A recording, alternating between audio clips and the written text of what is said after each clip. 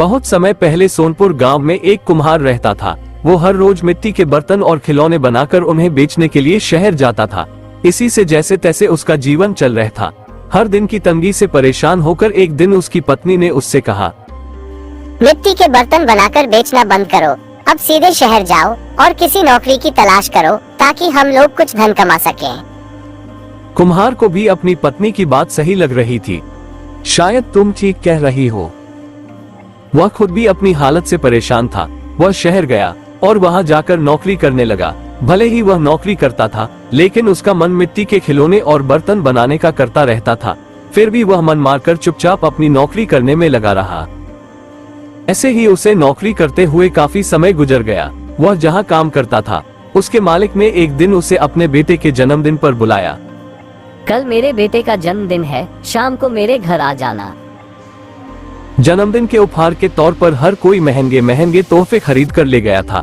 कुम्हार ने सोचा, हम गरीबों का तोहफा भला कौन ही देखता है, इसलिए मैं मालिक के बच्चे को मिट्टी का खिलौना बनाकर दे देता हूँ।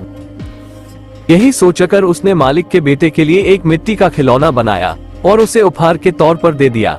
जब जन्मदिन की दावत खत्म हुई तो मालिक के बेटे और उसके साथ के दूसरे बच्चों को मिट्टी का खिलौना खूब पसंद आया।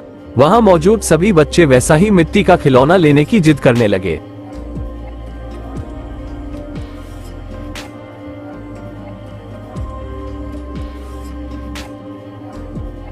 बच्चों की जिद देखकर व्यापारी की दावत में मौजूद हर कोई उस मिट्टी के खिलौने की चर्चा करने लगा। हर किसी के मुंह में एक ही सवाल था कि आखिर यह शानदार खिलौना कौन लेकर आया है। तब वहां मौजूद लोगों में से किसी एक ने बताया कि उनका नौकर यह खिलौना लेकर आया है। ये सुनकर हर कोई हैरान हो गया।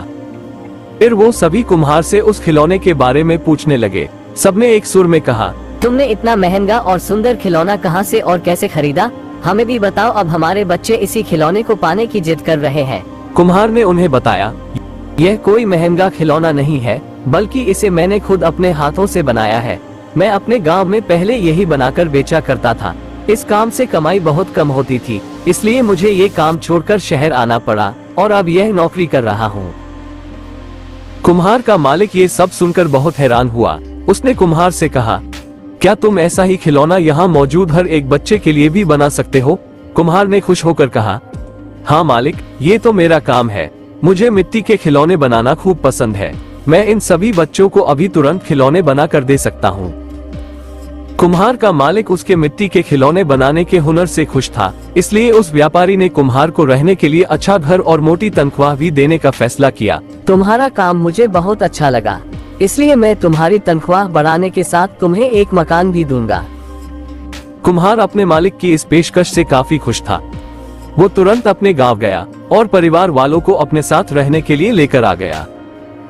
खाने की तंगी और पैसों की कमी से जूझ रहा कुम्हार का परिवार आराम से व्यापारी के द्वारा दिए हुए घर में रहने लगे।